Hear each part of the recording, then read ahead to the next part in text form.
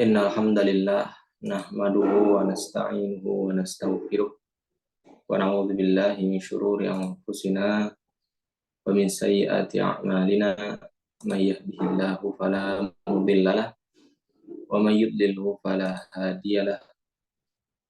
Asyhadu an la ilaha illallah wahdahu la syarikalah.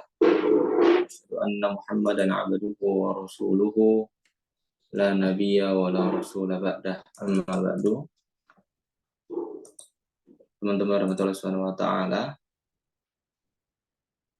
alhamdulillah, summa alhamdulillah, Allah Ta'ala memberikan kesempatan kepada kita untuk kita sama-sama kembali lagi mengikuti kajian ngupas. Ngupas itu adalah kajian singkatan dari ngulik seputar Islam. Kenapa kok kita namakan ngupas kajian kita? Karena memang kita akan berfokus pada kegiatan-kegiatan berkaitan dengan al-Islam secara keseluruhan, gitu. Dan itu sifatnya berseri, tematik.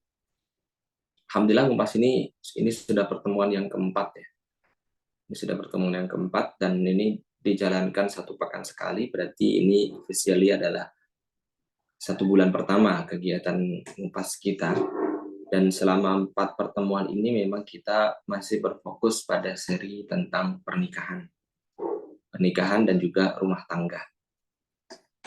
Teman-teman semuanya, silahkan kalau teman-teman mau menyampaikan kajian ini, menyampaikan kepada saudara-saudara, kepada teman-teman antum, atau kepada kenalan-kenalan, atau mungkin kepada yang mereka membutuhkan, ingin mendalami al-Islam secara lebih dalam lagi dengan serius tapi juga santai bersama dengan saya pribadi. Silahkan untuk di-share kegiatan ini. Boleh dengan insya Allah kita akan berjalan kegiatan ini pada hari Ahad. Atau kalau hari Ahad ternyata saya berhalangan hadir, maka kegiatan akan diganti di hari Sabtu. Dan insya Allah di pagi hari. Jamnya sekitar jam 6:30 sampai jam 7 dan kajiannya sekitar 1 jam dengan penyampaian dari saya sekitar 45 menit dan nanti 15 menit terakhir mungkin akan saya berikan waktu kepada teman-teman untuk yang ingin bertanya, silakan untuk bertanya. Baik, teman-teman semuanya, pada kesempatan yang keempat ini atau pada pekan ini tentunya ini merupakan hari terakhir dari rangkaian hari tasyrik. Kalau teman-teman puasanya lebarannya di tanggal 29. Kalau teman-teman lebaran di tanggal 28, maka ini sudah merupakan hari pertama selesai dari hari tasyrik, rangkaian dari hari tasyrik. Hari awal-awal dari bulan Zulhijjah dari tanggal 1 sampai tanggal 13 itu merupakan hari-hari yang dirahmati Allah Subhanahu wa taala. Khususnya tanggal 1 sampai tanggal 10. Seperti yang Allah Ta'ala firmankan pada surat Al-Fajr, kita semua menghafalnya. A'udzubillahi minasyaitonirrajim, wal fajr wa layalin ashr. Dan dengan 10 hari pertama di bulan Zulhijjah. Tentunya hari yang istimewa ini mempunyai keutamaan juga. Kalau kita melakukan amalan pada 10 hari pertama bulan Zulhijjah ini, maka Allah pasti akan gadaikan pahalanya lebih daripada di hari-hari yang lain. Kalau saja di hari yang lain, seperti yang Allah Ta'ala firmankan pada surat Al-Qasas, man jaa'a bil hasanati falahu asyru amsalihha, barang siapa yang dia itu melakukan kebaikan, maka dia akan mendapatkan pahala 10 kali lipat dari kebaikan yang dia lakukan. Jadi kalau dia melakukan satu kebaikan itu ibaratnya dia mendapatkan satu pahala. Kalau dia melakukan 10 kebaikan, kalau dilipat gandakan 10 kali lipat, berarti dia minimal itu mendapatkan 10 pahala dalam satu perbuatan. Dan tentunya di bulan di bulan Zulhijjah awal-awal ini atau di bulan Zulhijjah secara keseluruhan ini tentunya pahalanya itu akan dilipat gandakan. Lipat gandaannya seberapa gitu? Kalau tadi saya sampaikan minimalnya 10 kali lipat, tapi dilipat gandakannya itu pada surat yang lain disebutkan Allahu yudha'ifu liman yasha. Dan Allah itu melipat gandakan pahalanya itu liman yasha. Semau Allah. Jadi dengan orang yang Allah mau dan pelipat gandaannya itu semua Allah tanpa batas. Kayak inilah bentuk lembutnya Allah, bentuk pemurahnya Allah, bentuk kasih sayangnya Allah. Karena itulah maka kebanyakan para ulama itu menyampaikan kita beribadah, kita melakukan kebaikan.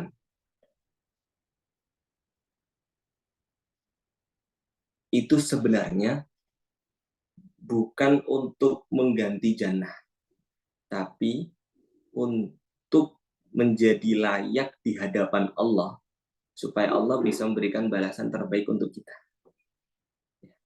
Jadi kita beribadah, apapun juga bentuk ibadah kita, itu sebenarnya bukan untuk kita ini mengganti jannahnya Allah SWT. Karena kalau mengganti jannahnya Allah SWT itu susah, teman-teman.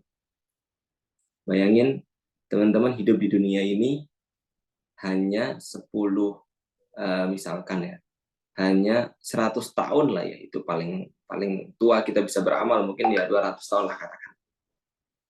200 tahun kita hidup di dunia. Tapi teman-teman melakukan kebaikan, misalkan katakanlah 150 tahun itu teman-teman melakukan kebaikan. Tapi nanti pahalanya saat kita masuk ke dalam jannah, semoga Allah bisa karuniakan kita kemudahan untuk masuk ke dalam jannahnya Allah Subhanahu wa taala. Ya rabbal alamin. Itu sifat jannah itu, sifat orang yang masuk ke dalam jannah itu tidak akan bisa keluar lagi. Jadi jannah itu adalah penantian terakhir bagi orang yang layak. Jadi udah, kalau orang masuk jannah itu dia nggak akan bisa keluar lagi dan dia akan selama-lamanya di sana tanpa ada jeda, tanpa dia merasa tua, tanpa dia merasa muda kembali, gitu kan? Dia bisa merasakan semuanya, semua kenikmatan tanpa ada halangan, tanpa ada batasan seperti dunia ini. Tapi sebaliknya bagi mereka-mereka yang takdirnya tidak masuk dalam jannah selama-lamanya, tentunya tempatnya adalah neraka dan itu juga selama-lamanya. Dan inilah yang bisa kita jadikan sebagai ibrah bahwa segitu besarnya jannah menurut Allah Subhanahu wa taala sehingga tentunya pantas bagi kita untuk memperjuangkan. Nah, makanya dikatakan kita melakukan kebaikan itu sebenarnya bukan untuk kita mengganti jannah yang Allah berikan.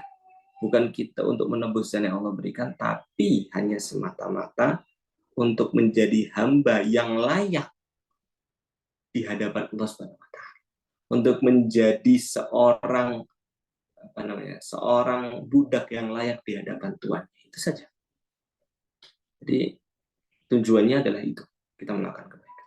Nah, mudah-mudahan Allah karuniakan kepada kita kebaikan-kebaikan, istiqomah, mujahadah itu semangat dalam melakukan kebaikan.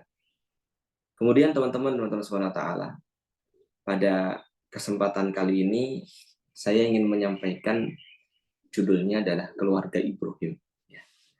Ini memperingati dengan 10 hari pertama bulan Zulhijjah dan kejadian yang selalu diperingati setiap 10 tanggal 10 di bulan Zulhijjah, yakni dengan Idul Kurban, yakni memperingati kejadiannya Nabi Ibrahim. Makanya bahkan sampai dikatakan dalam sebuah hadis gitu ya, bahwa salah satu syarat dari khutbah itu adalah dia menceritakan tentang kisah Nabi Ibrahim yang bisa diambil ibrahnya. Jadi kalau seorang itu melakukan khutbah Idul Adha, seorang khatib melakukan Idul Adha, maka disunahkan bagi khatib tersebut untuk mengisahkan cerita Nabi Ibrahim. Kenapa kok demikian?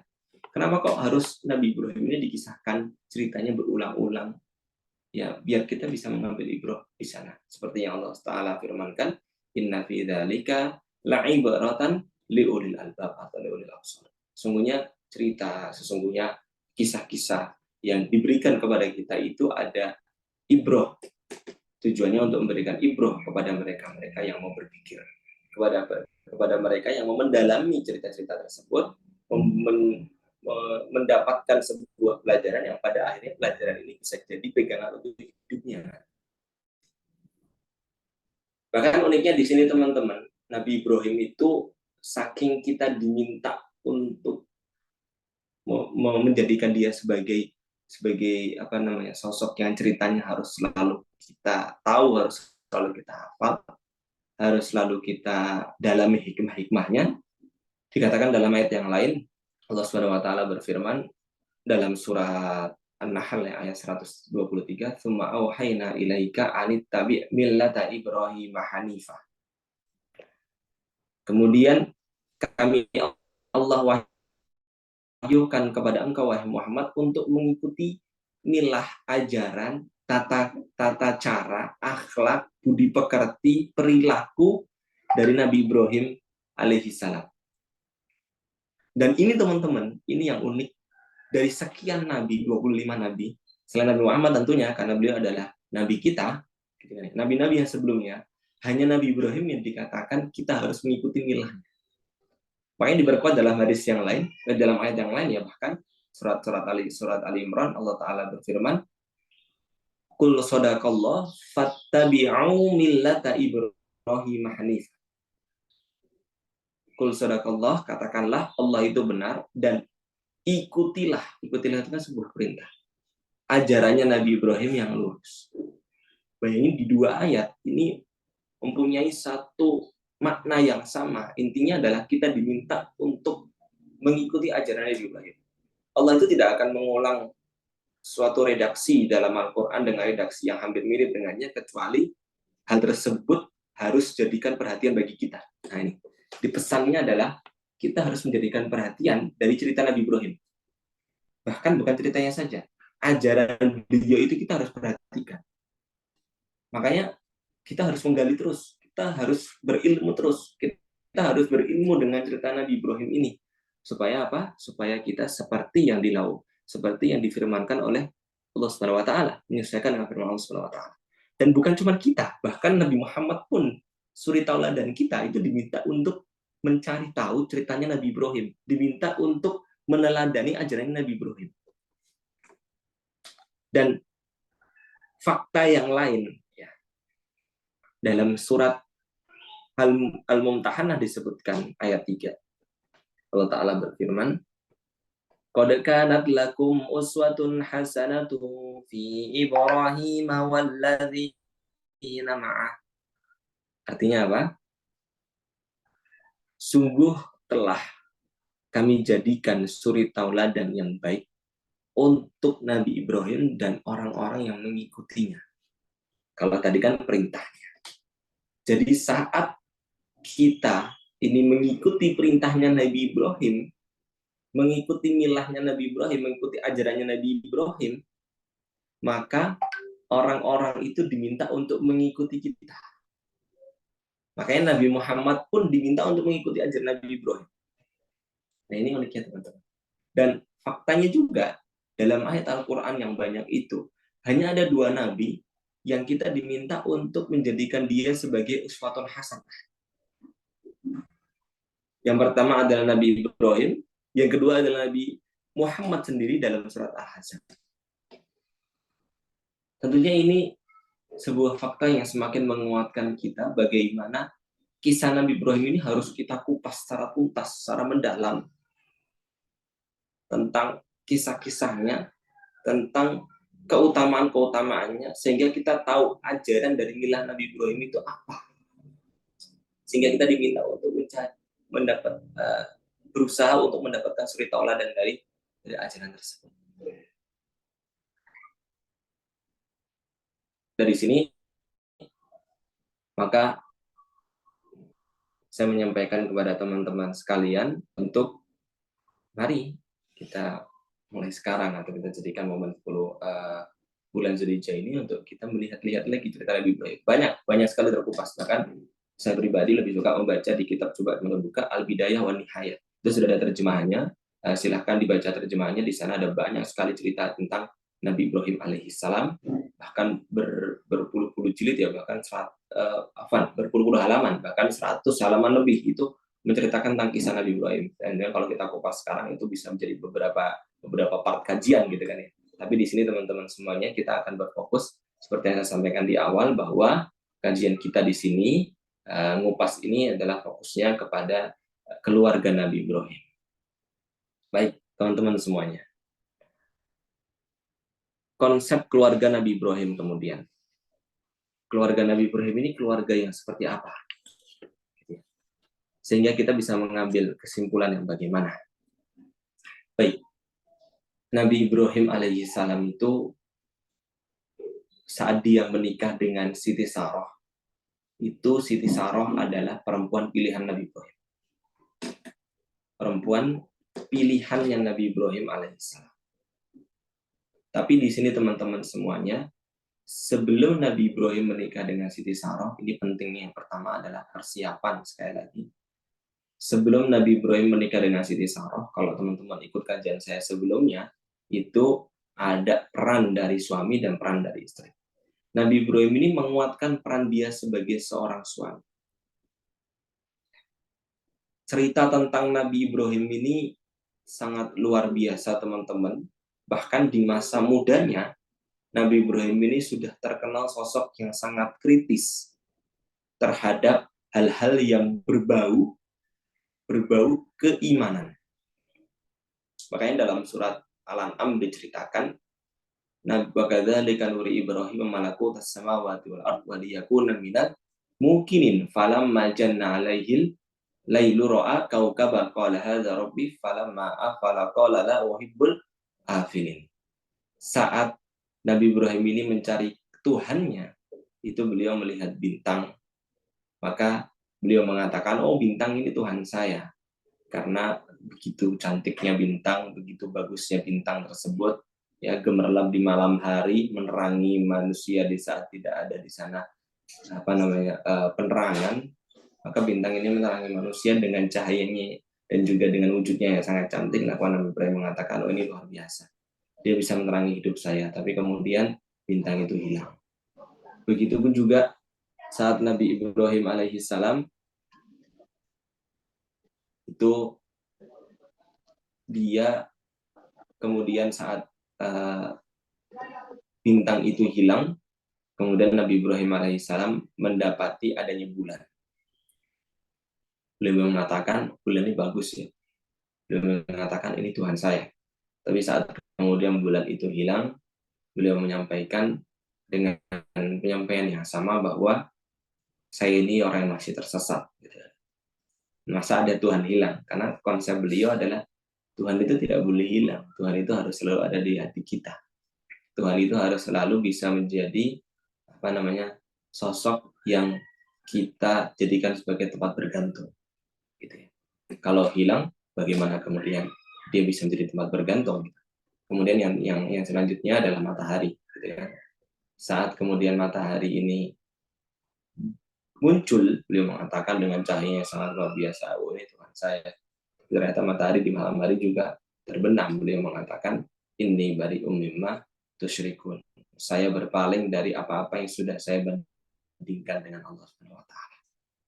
Kemudian ayat yang lain selanjutnya disebutkan, ini wajhat wajhiya lilladzi fatara samawati wal arda hanifa wa ma ana minal musyrikin.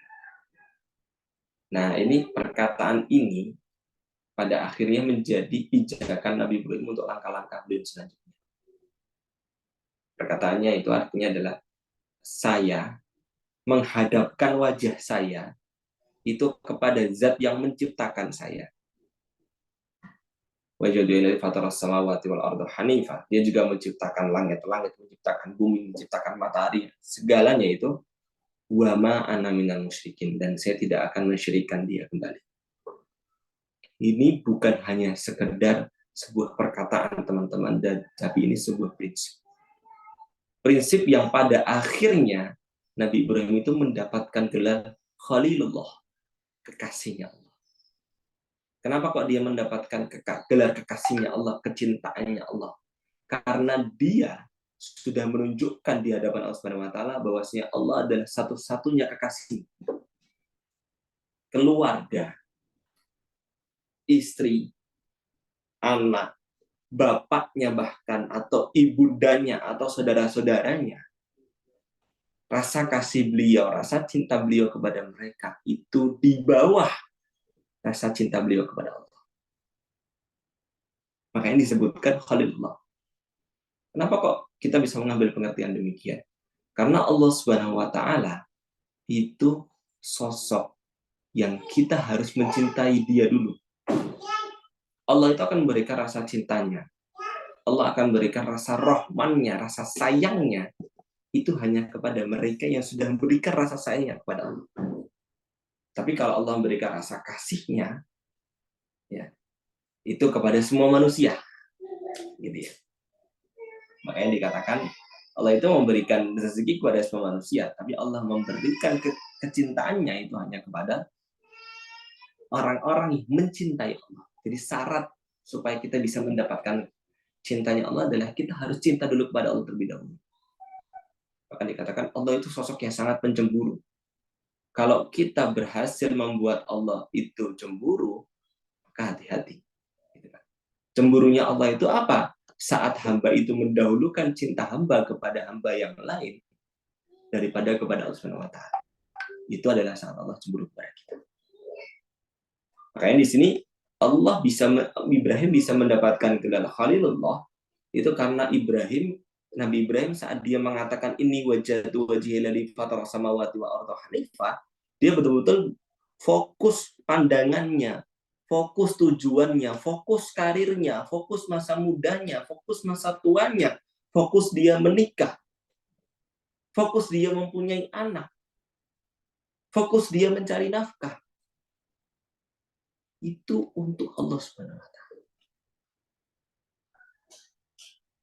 Dan ini sudah mendarah daging dalam diri Nabi Ibrahim sejak beliau menjadi orang yang pertama kali sejak beliau diberikan hidayah oleh Allah Subhanahu wa taala menjadi seorang nabi. Dan inilah yang harus kita lakukan. Makanya ibroh pertamanya adalah yang harus kita persiapkan saat kita sebelum menikah. Atau saat kita sedang dalam sebuah pernikahan, membina sebuah rumah tangga adalah fokus kita di dunia ini untuk Allah. Ini jangan pernah lupa. Jadi teman-teman berbakti kepada orang tua, teman-teman meniti karir, menjadi seorang pekerja, meniti karir dalam pebisnisan, meniti karir dalam segala. Teman-teman ini fokusnya itu karena Allah. Tujuan kita itu karena Allah. Kalau sudah tujuannya karena Allah, teman-teman, maka segala tindakan kita di dunia ini itu semua terbingkai. Ada bingkainya, ada tujuan jelas. Ini kalau kata para motivator, ya, mereka bisa mengatakan orang kalau sudah punya tujuannya jelas, dia akan punya langkah yang jelas. Misalnya kadang-kadang mereka yang menyemangati kita ini fokusnya hanya kepada dunia. Jadi kita tidak boleh demikian, teman-teman. Jadi jangan sampai tujuan kita hanya untuk menjadi kaya. Jangan sampai tujuan kita hanya untuk menjadi pemimpin keluarga yang bisa membahagiakan anak dan istrinya. Tapi kenapa kok kita membahagiakan anak kita dan istri kita? Kenapa kok kita membahagiakan pasangan kita? Kenapa kok kita bisa berusaha membahagiakan orang tua kita? Itu semua karena Allah memerintahkan kita. Itu semua karena Allah suka saat kita bertanggung jawab kepada makhluknya. Itu semua karena Allah sayang kepada kita saat kita menjadi orang yang bermanfaat untuk orang lain. Jadi kita niatkan semuanya karena Allah. Fokus tujuan kita itu karena Allah Subhanahu wa taala. Saat demikian, teman-teman, maka tujuan kita jelas. Langkah-langkah kita juga akan jelas. Dan Allah akan meridhoi segala langkah kita. Makanya kemudian Nabi Ibrahim alaihissalam mempunyai jiwa. Ini salah satu prinsip yang dipegang oleh orang yang dia itu sudah punya tujuan hanya karena Allah adalah dia menjadi berani dengan dunia ini. Berani dengan orang-orang yang ada di dunia ini. berani dengan segala resiko yang ada di dunia ini, karena tujuan dia bukan dunia. Saat dia kehilangan dunia, dia sudah siap. Bahkan saat dunia tidak berpihak kepadanya, dia santai. Kenapa? Karena tujuannya Allah. Dia akan menjadi gelisah, dia akan menjadi susah kalau dia tidak bisa kepada Allah. Makanya, dan dia akan menjadi seorang yang sangat bersyukur saat dia bisa kepada Allah. Makanya kemudian orang-orang yang dia itu berada dalam naungan Allah, tujuannya karena Allah, saat dia melakukan sholat subuh, salah satu ibadah yang sangat penting dalam rangka ketundukan kita kepada Allah Subhanahu wa taala, maka dia akan mendambakan untuk dia bisa melakukan sholat zuhur.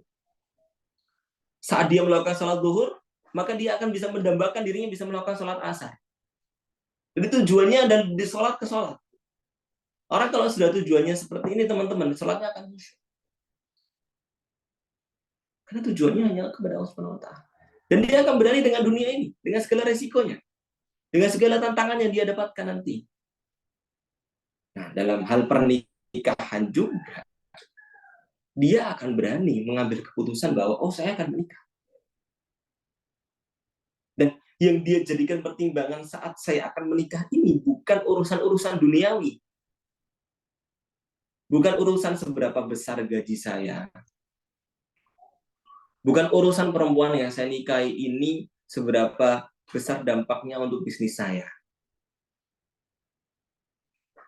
Bukan urusan perempuan yang saya nikahi ini seberapa cantiknya di mata saya. Bukan. Tapi yang dia pentingkan pertama adalah perempuan ini perempuan yang terbaik menurut saya apa tidak. Agamanya baik apa tidak. Bisa mengingatkan saya menjadi pengingat saya apa tidak. Bisa mengurusi anak-anak saya nanti kelak apa tidak untuk Islamnya. Begitupun juga seorang perempuan saat memilih seorang laki-laki. Maka yang pertama kali menjadi prinsipnya adalah laki-laki ini paham agama atau tidak. Laki-laki ini bisa menjadi pemimpin saya apa tidak, teman-teman.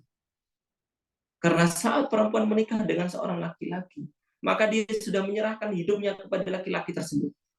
Karena ridho seorang perempuan itu dia saat dia menikah, dia mencari ridho itu ridho suaminya. Nah, yang bahaya adalah saat dia mencari ridho suaminya, tapi dia mendapatkan suami yang kurang benar.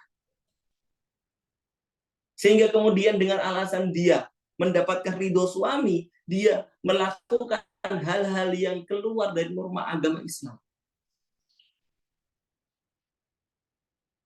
Bayangin seorang laki-laki dia menikah dengan seorang perempuan, atau seorang perempuan dia menikah dengan seorang laki-laki. Hanya karena laki-lakinya itu sosoknya yang ganteng. Gitu.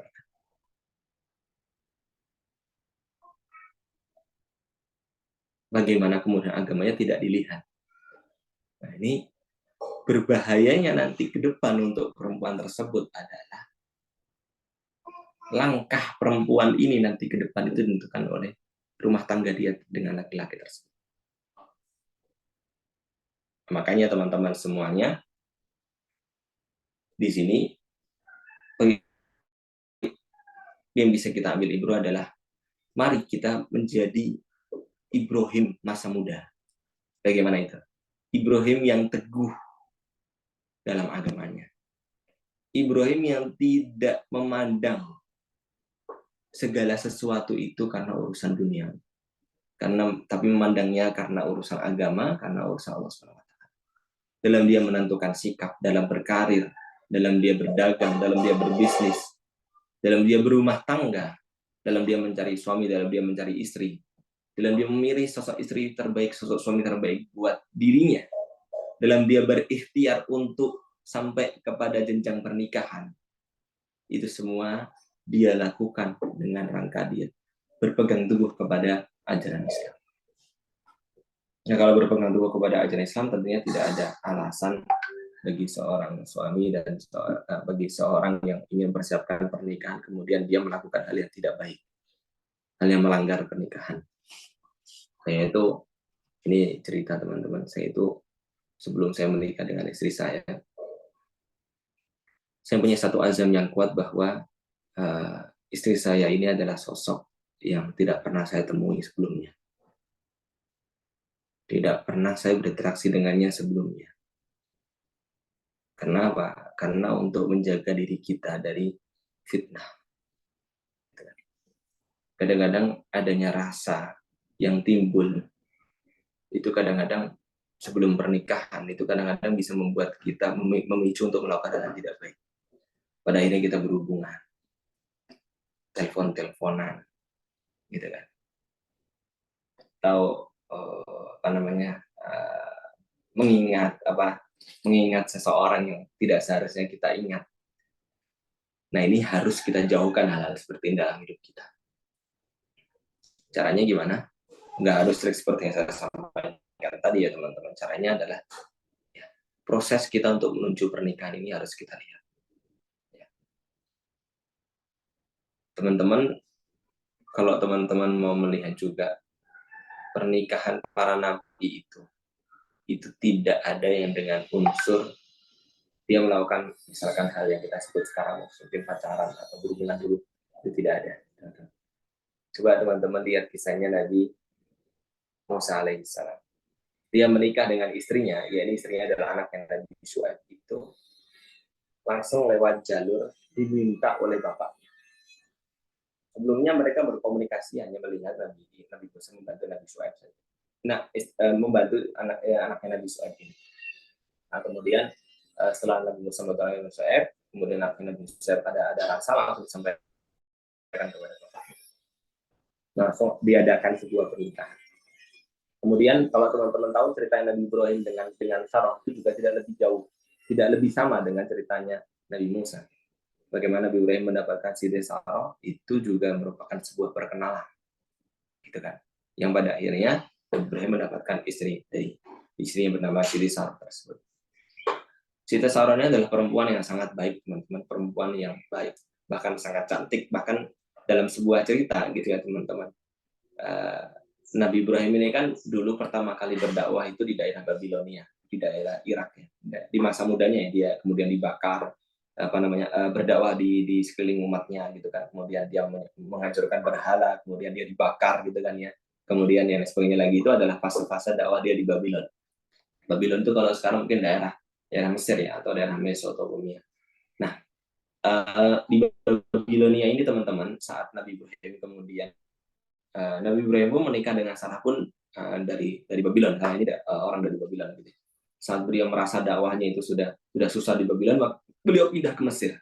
Di Mesir pada saat itu ada seorang raja yang dia itu kalau bahasa kita mungkin mata keranjang ya. Mata keranjang itu apa? Matanya itu suka jelatan lihat perempuan cantik. Nah, saat kemudian Nabi Ibrahim dari istrinya itu ke sono gitu kan ya. Nah, raja ini mendapatkan kabar dari menterinya, dari orang-orang terdekatnya bahwa raja itu ada orang baru, dia seorang yang sangat cantik sekali gitu. Nah, kemudian raja itu memanggil Ibrahim dan juga memanggil si perempuan tersebut, Siti Sarah tersebut. Kemudian Nabi Ibrahim pun ditanya oleh raja tersebut, siapa itu? Siapa perempuan itu? Ibrahim mengatakan saudariku gitu. Dalam artinya adalah saudari se-Islam, saudari seagama gitu kan. Karena beliau tahu kalau saya mengatakan saya adalah suaminya, maka Nabi Ibrahim akan dibunuh dan Siti Sarah akan diambil oleh raja tersebut. Maka untuk mengamankan dakwah beliau, kemudian beliau pun mengatakan saya adalah saudarinya. Dan ini adalah satu dari tiga hal kebohongan yang diperbolehkan dilakukan Nabi Ibrahim semasa hidupnya.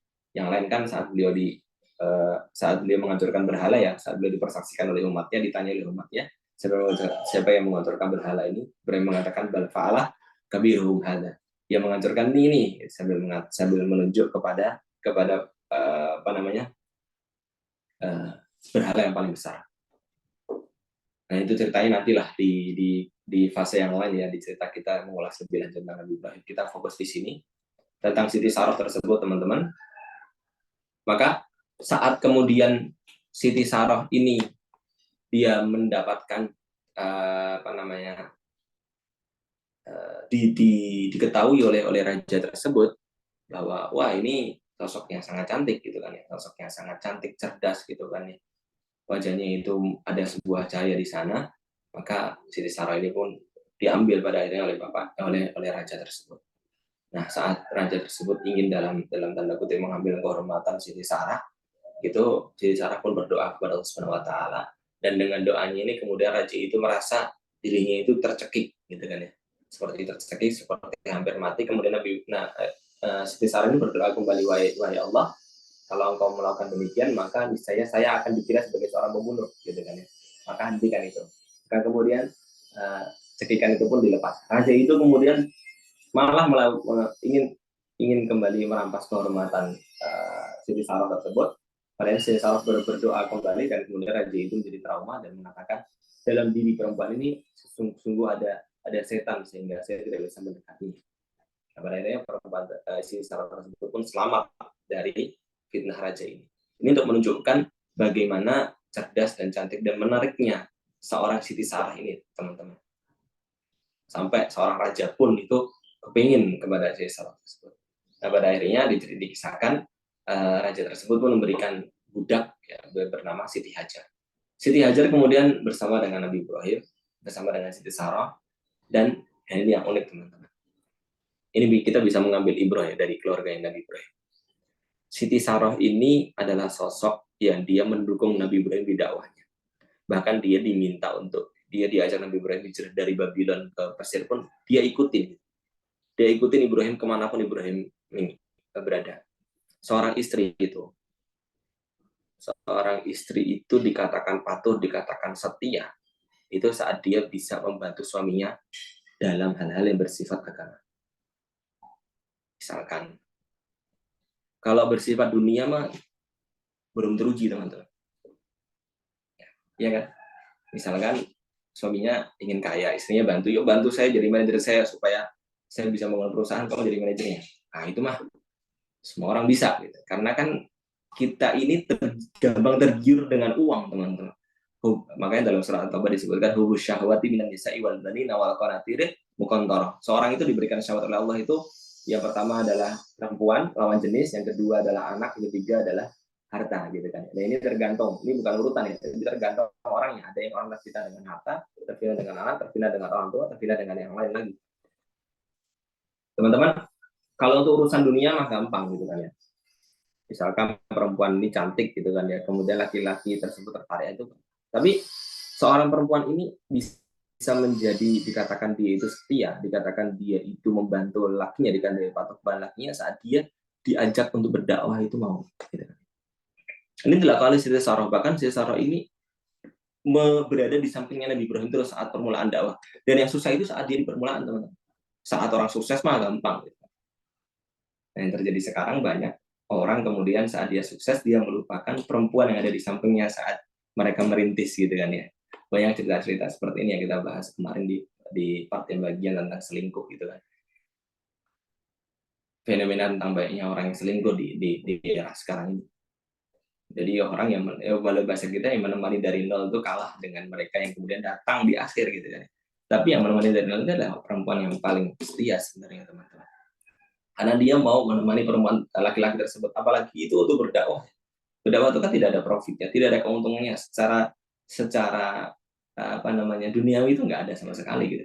Berdakwah itu keuntungannya untuk akhiratnya. Dan ini dilakukan di sini salah. Seorang perempuan yang cerdas, seorang perempuan yang cantik, seorang perempuan yang bisa dia sebenarnya berkarir dengan mendapatkan istri yang mungkin lebih baik, mendapatkan suami yang lebih baik, mendapatkan suami yang lebih mapan, mungkin bahasa kita, tapi dia mau dengan seorang suami yang dalam tanda kutip dia tidak mencari harta, dia tidak mencari popularitas, dia tidak mencari duniawi sama sekali, fokusnya hanya kepada Allah Subhanahu wa taala dengan hidup segala keterbatasan. Seorang perempuan ini sangat setia sekali, bahkan berpindah dari satu daerah ke daerah yang lain hanya untuk urusan dakwah. Gitu ya. Mungkin kalau sekarang berpindah dari Jakarta, misalkan teman-teman tinggal di Jakarta, berpindah dari Jakarta ke Medan, misalkan dari Jakarta ke luar negeri, hanya untuk menemani suaminya berdakwah, meninggalkan karir teman-teman. Seorang suami, seorang istri seperti itu tentunya sudah sangat teruji ya kesetiaannya. Nah, maka bagi teman-teman laki-laki kalau mendapatkan seorang istri, mendapatkan istri yang seperti itu sangat bersyukur sekali gitu kan ya. Atau kalau seorang perempuan mendapatkan suami yang seperti itu mau mengajaknya untuk hal yang baik, itu harus sangat bersyukur sekali karena mereka bisa bersama-sama dalam kebaikan. Nah, ini dilakukan di Siti Sarah teman-teman. Bahkan saking setianya Siti Sarah, saking membantunya Siti Sarah dalam urusan dakwah teman-teman, saat saat dalam usia yang sudah semakin, Ibrahim sudah semakin menua, Siti Sarah semakin menua, mereka belum mempunyai anak, Siti Sarah ini mempunyai gagasan. Nah ini teman-teman, Siti Sarah ini mempunyai gagasan supaya Nabi Ibrahim ini menikah dengan orang yang dipilihnya. Nah, bukan orang yang dipilih oleh Nabi Ibrahim ya, orang yang dipilih oleh Siti Sarah yang bernama Siti Hajar. Jadi Hajar ini dipilih oleh suaminya, dipilih oleh istri yang pertama.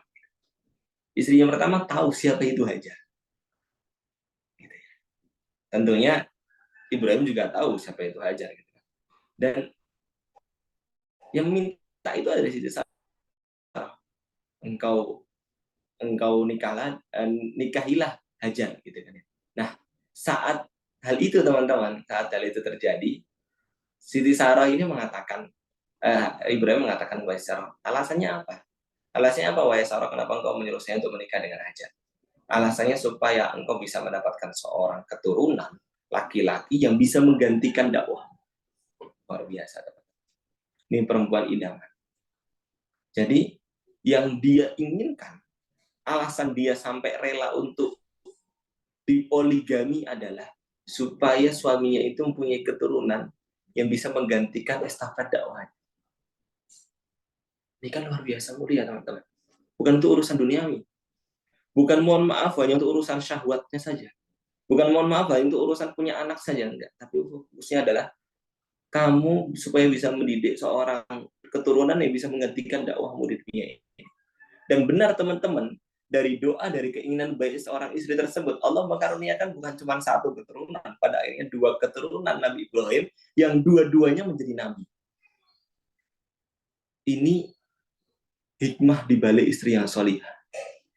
Makanya dikatakan dalam hadis yang lain, khairul mata'i almar'atus solihah. Sebaik-baik perhiasan itu adalah istri yang solih. Istri yang solih itu adalah istri yang berfokus kepada agama, kepada keberlangsungan dakwah Islam, keberlangsungan Islam dan keberlangsungan semakin banyak orang yang menyeru kepada Haris. Fokusnya hanya kepada Haris, fokusnya hanya kepada Allah Subhanahu wa taala. Itu adalah istri yang salih. Ini tunjukkan oleh Hajar. Dari sini bro yang bisa kita ambil adalah mari seorang perempuan siapapun juga berusaha ya, untuk menjadikan tujuan pernikahannya, untuk menjadikan landasan-landasan dia saat dia menikah itu adalah untuk urusan agamanya. Gitu ya. Seperti Siti Sarah. Dan untuk seorang laki-laki dalam hal berpoligami itu jangan bermudah-mudah gitu. Bukan berarti kemudian saya mau melarang poligami, tidak. Poligami itu adalah hal yang diperbolehkan oleh syariah. Tapi teman-teman, dalam soal poligami juga ada tata caranya gitu. Jangan kemudian kita asal-asal poligami ya. Zaman sekarang sangat luar biasa ya teman-teman, fitnah ini, ajaran Islam itu dipermainkan. Ada orang kemudian asal dengan poligami, dia mendapatkan istri yang pertama, dia mendapatkan istri yang kedua dengan cara yang tidak baik karena berhubungan dulu, gitu kan ya. Berhubungan dalam artian karena dia sudah ada rasa cinta dulu. Kemudian dari rasa cinta itu, karena rasa cinta tersebut dia mengatakan, oh saya kepingin kepada perempuan ini, saya kepingin pada perempuan ini, kemudian dia menikahinya. Bukan teman-teman, bukan untuk urusan itu. Dan kalau saya menurut fikih dari yang bisa kita sampaikan di sini, bahwa ya poligami yang terbaik adalah saat seorang suami itu meminta istri untuk memilihkan yang mau dipoligami siapa gitu kan. Karena tentunya ini pertama bisa menjadikan istri yang pertama itu ridho kepada poligami istrinya, poligami suami tersebut, bisa menjadikan kekeluargaan antara suami dan istri yang pertama itu menjadi keluarga yang sakinah mawaddah warahmah, malah menguatkan mereka gitu kan. Jadi bukannya poligami yang tanpa izin, bukannya poligami yang asal-asalan saja gitu kan ya. Cuman sekarang ada juga orang dia cari maisha juga belum tentu gitu kan ya. Dia agama Islamnya juga belum baik gitu. Kemudian dia kepingin meminang anak orang gitu ibaratnya. Mengurus satu keluarga saja belum bisa, dia mau mengurus dua keluarga. Bukan hal yang remeh hal tersebut teman-teman gitu. Saat seorang itu melakukan pernikahan itu berarti keluarga itu adalah tanggung jawabnya. saat istri tersebut naudzubillah min syarri dzalik menjadi istri yang melanggar syariat Islam, suami itu kena. Suami kena dampaknya. Karena suami berarti tidak bisa mengaturnya gitu teman-teman. Karena saat seorang itu berkeluarga, maka suami itu adalah pemimpin keluarga tersebut, dia bertanggung jawab terhadap istri dan anak-anaknya, semuanya secara keseluruhan.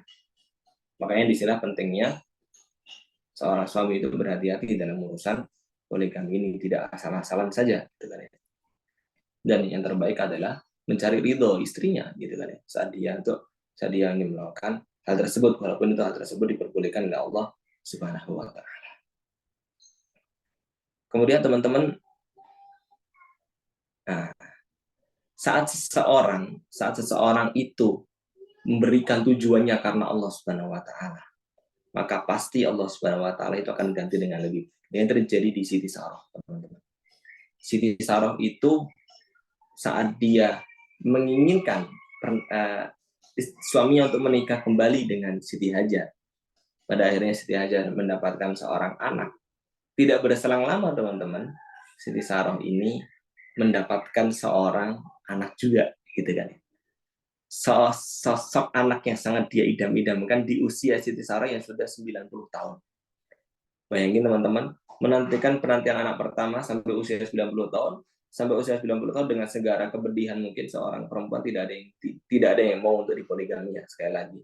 Tapi beliau mengindahkan itu semua, urusan dakwah, hadiah saat seseorang itu memberikan tujuan hanya untuk Allah Subhanahu wa taala, mengorbankan hidupnya untuk Allah Subhanahu wa taala, hadiahnya adalah Allah berikan apa yang dia inginkan. Allah berikan yang terbaik untuknya. Allah berikan yang dia nanti-nantikan, yaitu apa?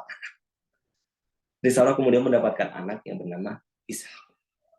Yang anak ini sangat soleh, sangat santun, sangat patuh, sangat lembut Ishak ini, teman-teman. Sehingga Ishak ini terkenal sebagai nabi yang sangat penyabar sekali semasa hidup. Dan dia adalah seorang nabi seperti yang diidam-idamkan oleh Siti Saroh. Dia mendapatkan seorang anak, dan anak itu bisa menggantikan bapaknya untuk berdakwah, menggantikan bapaknya menjadi nabi. Dapat semuanya Siti Saroh. Di balik dia mengorbankan dirinya untuk dipoligami, dia kemudian mendapatkan anak, mendapatkan tujuan anaknya itu bisa menjadi seorang nabi penerus bapaknya. Luar biasa, ini hadiah dari Allah. Satu hal resiko, satu hal baik yang kita lakukan walaupun itu mengecewakan kita, maka Allah akan berikan ganti dengan ganti yang lebih baik dari apa yang kita usahakan. Itu pasti. Dan itu Allah berikan kepada Siti Saroh. Nah, kemudian kita beralih kepada ceritanya Siti Hajar. Ada banyak cerita tentang Siti Hajar, saya akan mengupas satu saja, teman-teman. Saat kemudian Siti Saroh ini dia bisa selesai, dia bisa menyaksikan bahwasanya Siti Hajar itu mendapatkan anak. Saat Siti Hajar itu menikah dengan Ibrahim, Siti Saroh masih nggak ada masalah gitu. Seatap dengan Siti Hajar, satu rumah dengan Siti Hajar, atau satu daerah dengan Siti Hajar. Tapi kemudian saat Siti Hajar ini mempunyai anak bernama Ismail, anak yang sangat didamba-dambakan. Walaupun Siti Saroh itu tujuannya untuk demikian, tapi timbul kemudian rasa cemburu. Nah, saat rasa cemburu ini semakin besar, Allah Subhanahu wa taala memerintahkan Siti Hajar, memerintahkan Nabi Ibrahim untuk untuk mengasingkan, berarti bukan mengasingkan, untuk memindahkan tempat Siti Hajar dari Mesir pada saat itu, atau dari saat itu diceritakan juga dari Mesir ke Mekah, sebuah daerah tanah yang tandus yang teman-teman jaraknya itu 900 kilo lebih. Nah, ini luar biasa ya. Perjalanan onta itu memikul waktu 1 bulan. 1 bulan perjalanan memakai onta di tengah padang yang gersang dengan anak yang masih merah. Masih merah, anak yang baru lahir gitu. Teman-teman, bayangin perjuangan Ibrahim dan Siti Hajar untuk sama-sama melaksanakan perintah Allah. Dan pada saat itu teman-teman, Siti Hajar belum tahu. Siti Hajar belum tahu kenapa kok Nabi Ibrahim mengajaknya berpergian selama 1 bulan, dan bepergiannya kemana, tujuannya apa, atas perintah siapa, Siti Hajar belum tahu. Tapi dia mematuhi apa yang dilakukan oleh Nabi Ibrahim alaihissalam. Ini penting, teman-teman.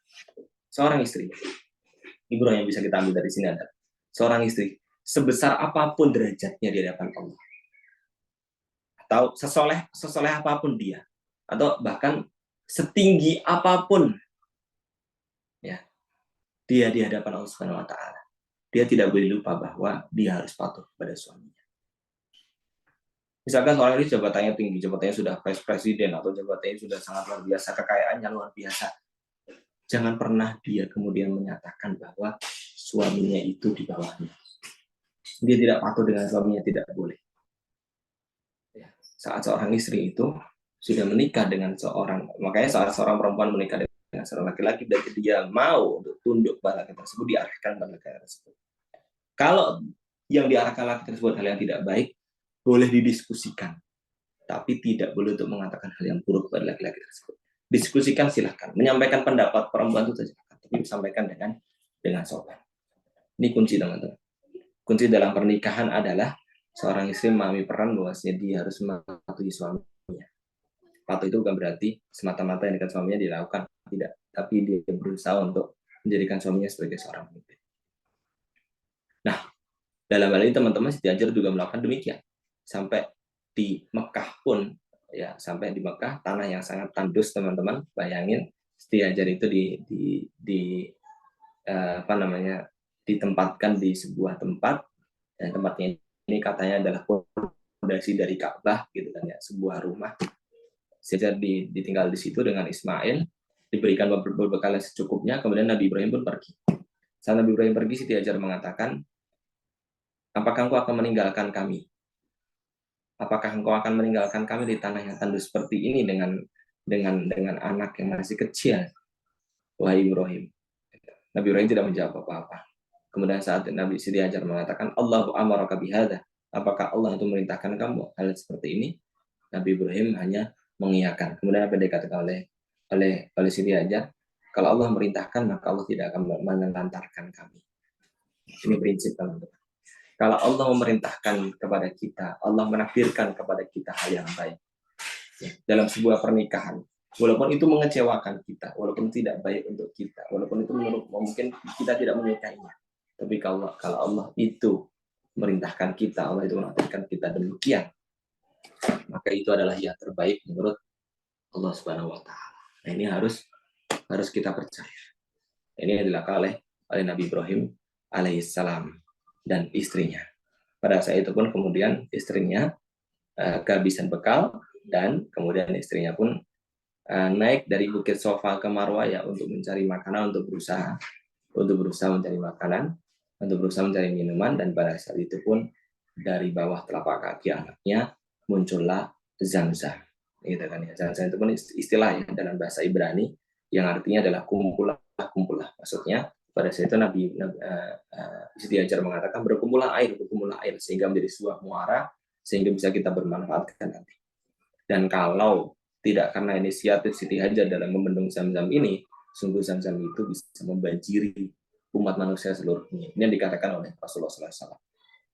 Seorang perempuan karena effortnya yang luar biasa untuk taat kepada Allah, maka salah satu usahanya itu menjadi salah satu rukun ibadah haji yang sampai sekarang dilakukan oleh seluruh manusia. Dan itu hanya dilakukan oleh Hajar. Dia bukan nabi, dia bukan rasul, dia hanya seorang perempuan biasa, dia makhluk biasa.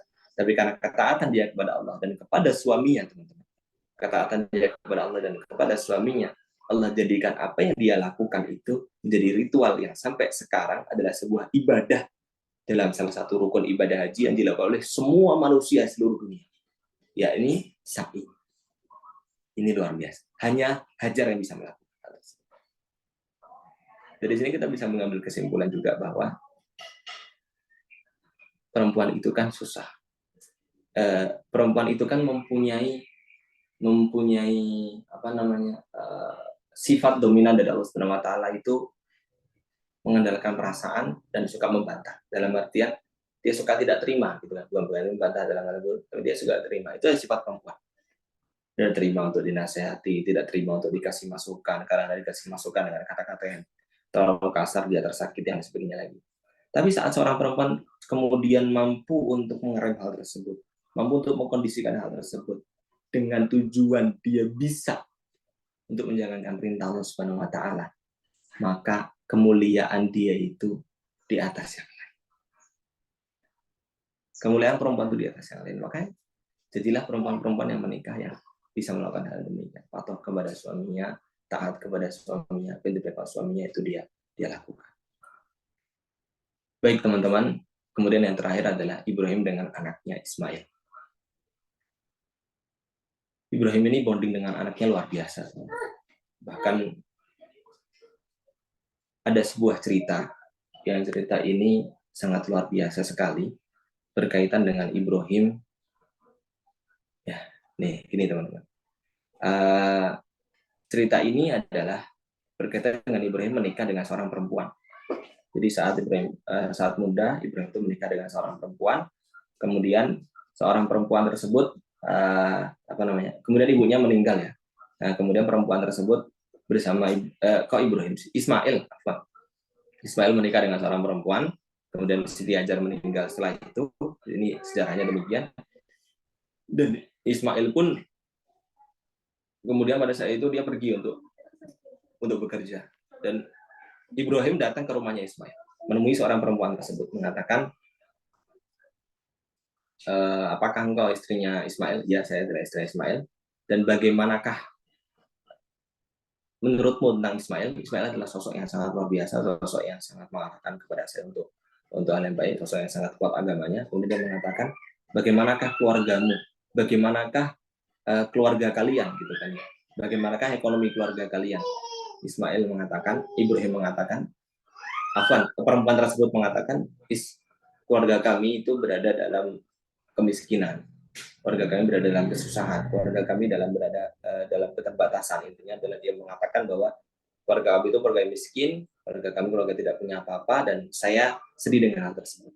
Kemudian Ibrahim mengatakan dalam sebuah ceritanya, sampaikan kepada Ismail, dapat salam dari saya dan sampaikan untuk mengganti pintu rumahnya.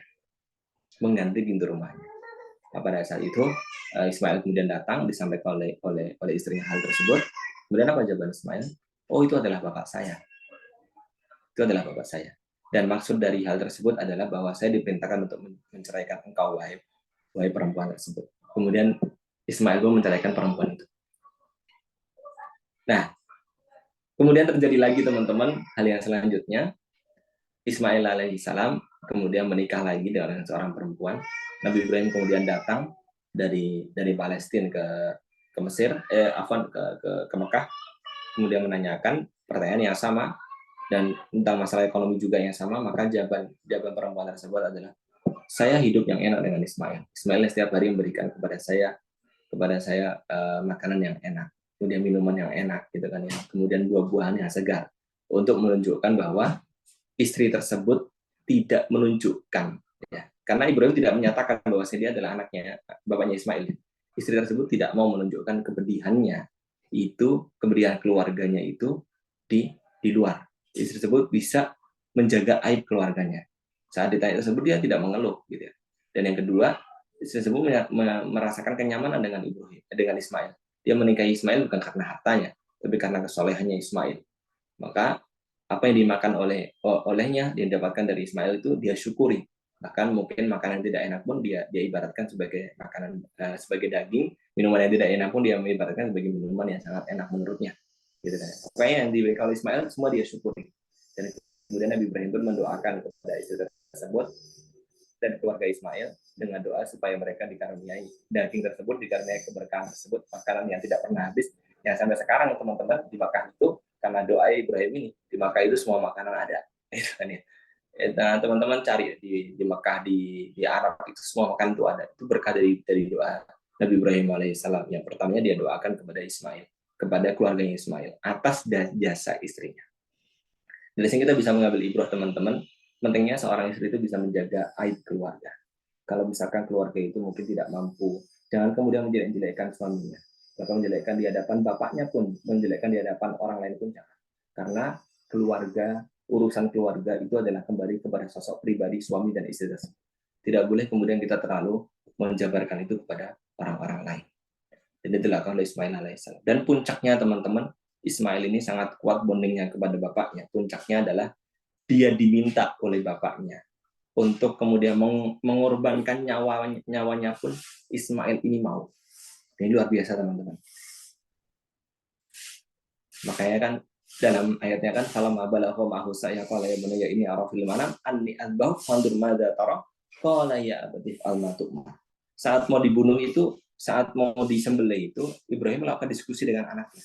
Ibrahim tidak kemudian mengatakan kamu harus dibunuh, tidak. Adanya diskusi dulu antara anak dengan bapak. Dia mengatakan ini adalah perintah dari Allah, saya diperintahkan untuk menyembelihmu wa Ismail. Apa jawaban Ismail? Qala ya abati almatu. Lakukan ya Allah. Lakukan ya Ibrahim. Kalau itu perintah dari Allah, lakukan. Saya niscaya akan menjadi orang yang sabar dalam menjalani perintah tersebut. Walaupun saya harus menggadaikan nyawa saya. Luar biasa ya teman-teman ya. Seorang anak bisa berjuang untuk ketaatan bapaknya. Seorang anak berkorban untuk orang tua itu jarang, teman-teman. Yang ada itu adalah seorang ayah, seorang ibu berjuang untuk anaknya. Seorang ibu biasa ya, misalkan anaknya buta diberikan kornea mata, misalkan anaknya itu berjuang untuk anaknya. Seorang bapak pun demikian. Tapi yang jarang sekarang itu adalah seorang anak berjuang untuk orang tuanya. Betapa banyak kita saksikan kemudian sekarang bahkan sampai ada panti jompo, teman-teman. Panti jompo itu kan istilah lain untuk mengumpulkan orang-orang tua yang tidak mampu untuk dirawat oleh anaknya gitu kan. Ini naudzubillah min syarri dzalik ya teman-teman. Di era sekarang itu sangat banyak sekali panti jompo anak orang-orang tua yang kemudian mereka harus berlelangan, berjalan ke sana kemari, meminta-minta gitu kan ya. Kemudian mereka harus dengan susah payah melakukan hal tersebut. Di mana anaknya gitu kan? Di mana anak yang ya, walaupun anak itu mendapatkan keterbatasan, walaupun anak itu mendapatkan hal yang tidak baik, tapi seorang anak itu harus berjuang untuk orang tuanya. Karena orang tuanya dulu saat orang tuanya muda, saat orang tuanya itu masih segar, orang tuanya itu dengan susah payah dia rela untuk memopoi anaknya, dia rela untuk memberikan makanan kepada anaknya, dia rela untuk menggadaikan segala yang ada dalam dirinya untuk keberlangsungan anaknya. Tapi saat anak itu sudah tua, saat anak itu sudah besar, saat dia sudah mendapatkan keluarga, dia melupakan orang tuanya. Mungkin ada banyak kemudian menyatakan di zaman sekarang, karena saya tidak mendapatkan figur bapak saya tidak mendapatkan figur ibu saya. Ibu saya adalah untuk bekerja, bapak saya adalah untuk bekerja. Teman-teman, kita tidak diminta dalam bertakwa ini untuk kita mendapatkan timbal balik. Ya. Kita tidak diminta untuk berbakti kepada orang tua itu kita tidak mendapatkan timbal balik. Itu bukan artian timbal balik kita. Tapi kita berjuang untuk orang tua kita berjuang untuk anak-anak, kita berjuang untuk bapak kita berjuang untuk ibu kita, teman-teman. Itu karena perintah Allah Subhanahu wa taala. Dan itu karena hal yang harus kita lakukan. Ya.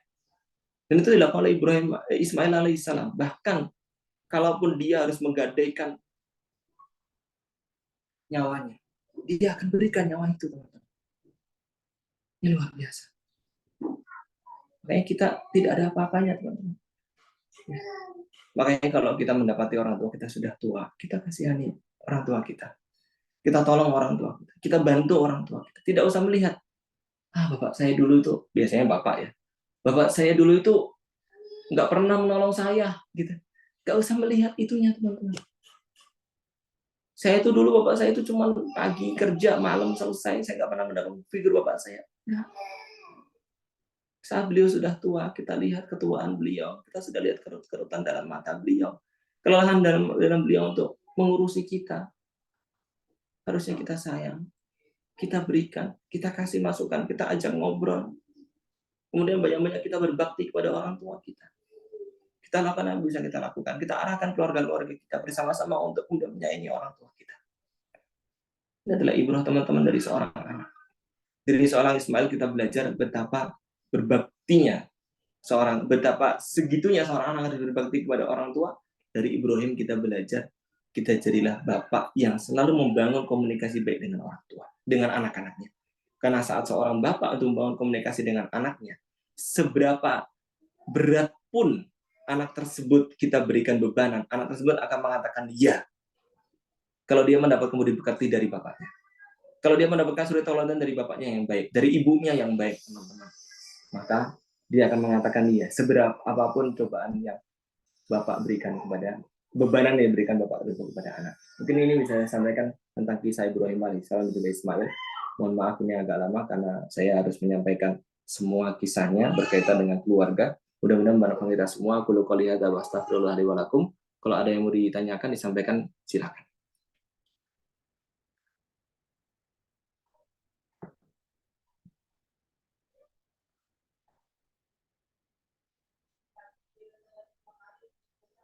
Tidak ada.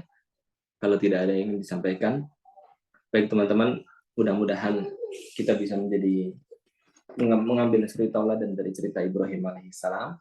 Mudah-mudahan kita bisa mengambil hal-hal yang baik. Cerita beliau saat beliau masih muda, berpegang teguh kepada agama, mempersiapkan diri menjadi seorang pemimpin. Kemudian cerita beliau saat beliau sudah menikah, bagaimana istrinya, bagaimana beliau menjadi seorang istri yang sangat solihah. Kemudian cerita beliau kepada anak-anaknya. Kemudian cerita beliau bondingnya sangat kuat kepada Ismail alaihissalam, sampai Ismail pun menaati apa yang beliau mau. Ya teman-teman, walaupun Ismail itu tidak selalu bersama dengan beliau, tapi Ismail itu mendapatkan banyak suri taulatan dari bapaknya. Ibrahim itu kalau berada di Mekah itu diceritakan dia tidak pernah lepas satu hari pun kecuali dia berkomunikasi dengan anak. Kalau Ibrahim sedang di Mekah, Ibrahim tidak pernah lepas satu hari pun kecuali Ibrahim mengajarkan ketakwaan kepada anaknya, mengajarkan keimanan kepada anaknya, mengajarkan prinsip-prinsip Islam kepada Ismail. Sehingga pada akhirnya Ismail menjadi sosok yang sangat membantu bapaknya dalam dakwah. Ismail diminta untuk bersama-sama dengan bapaknya untuk membangun Ka'bah pun Ismail melakukannya. Ismail menyembelih pun puncaknya. Ismail disembelih pun Ismail mau untuk disembelih.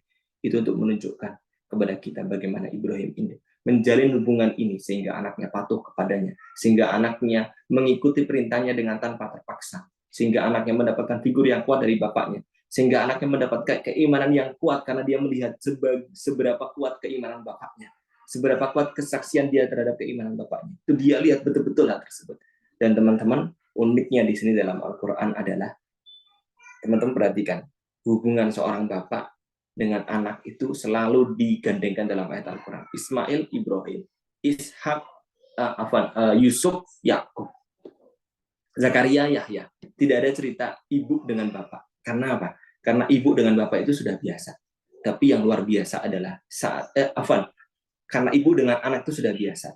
Ibu dengan anak itu bonding harus kuat. Itu sudah biasa. Tapi yang luar biasa adalah saat seorang bapak, saat seorang suami, saat seorang kepala keluarga, itu dia bisa menjalin bonding dengan anaknya di sela-sela kesibukan-kesibukannya. Makanya tidak boleh lepas saat kita menjadi kepala keluarga, saat kita mempersiapkan diri kita adalah kita harus siap juga untuk menerima anak kita nanti. Kita harus siap untuk melatihnya, harus memberikan waktu kepada anak kita nanti. Harus memberikan bonding khusus pada anak kita nanti. Itu sebagai seorang laki-laki. Dan sebagai seorang perempuan, yang harus diingat adalah seorang ibu, tugas utama, tugas terwajib seorang perempuan itu hanya ada dua. Pertama, dia mengurusi rumah suaminya. Kedua, dia mendidik anaknya. Saat seorang ibu bekerja, maka jangan pernah lupa bahwa konsep pendidikan anak, manajemen pendidikan anak itu adalah tanggung jawab seorang perempuan. Konsep pendidikan anak itu tanggung jawab seorang laki-laki. Itu sudah kita bahas di pekan berikutnya, di pekan sebelumnya. Mudah-mudahan bermanfaat kita semua. Kita tutup kajian kali ini dengan sama-sama kita membaca hamdalah. Alhamdulillah alamin. Dan kita membaca doa qatul majlis subhanakallahumma bihamdika nasyhadu an la ilaha illa anta nastaghfiruka wa natubu ilaik. Kita bertemu lagi di pekan selanjutnya di hari yang sama, hari Ahad. Silakan ajak teman-teman kalian sebanyak mungkin, ajak mereka untuk datang ke sini teman-teman di TikTok